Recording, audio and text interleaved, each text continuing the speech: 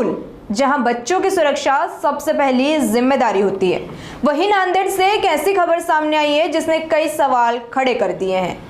जिस स्कूल में बच्चियां पढ़ने और सुरक्षित माहौल की उम्मीद लेकर आती है, वहीं 10 साल की छात्रा के साथ कथित अभद्र व्यवहार का आरोप लगा है।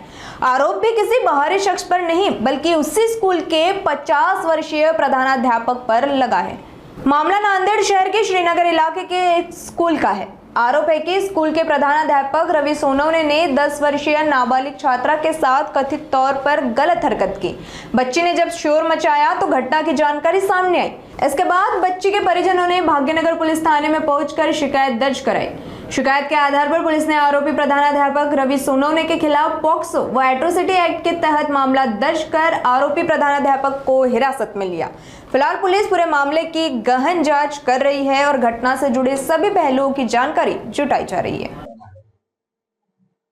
आज रोजी शहरातील श्रीनगर भागात असलेली प्रतिभा निकेतन या शाळेमधील एक 10 वर्षीय अल्पवयीन मुलीसोबत तिच्या शाळेतील एक शिक्षक सोनवणे म्हणून त्यांनी तिच्यासोबत गैरवर्तन केलं आणि मुलीने तिच्या आईला ती माहिती दिली। त्यामुळे पीडितेचे नातेवाईक पोलीस ठाण्यात आले होते। त्यांच्या फिर्यादनुसार पोक्सो, BNS व ॲट्रॉसिटीच्या विविध कलमान्वये गुन्हा दाखल करण्यात आलेला आहे।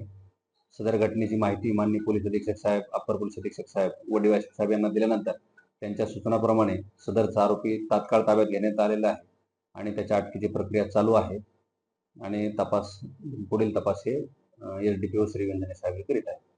सर, आरोपीचं नाव काय आणि तो शिक्षक होता का मुख्याध्यापक होता? नेमका आरोप काय? तो मुख्याध्यापक आहे आणि रवी सोनवणे हे नाव आहे त्यांचं। नेमका आरोप काय? मुलीसोबत अल्पवयीन मुलगी आहे, तिच्यासोबत गैरवर्तन केलेलं आहे।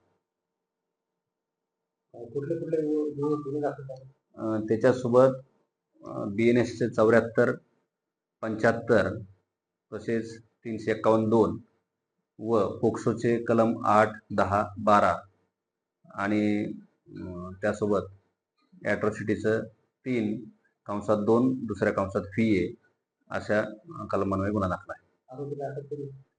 आरोपी ताब्यात आहे, अटकेची प्रक्रिया चालू आहे।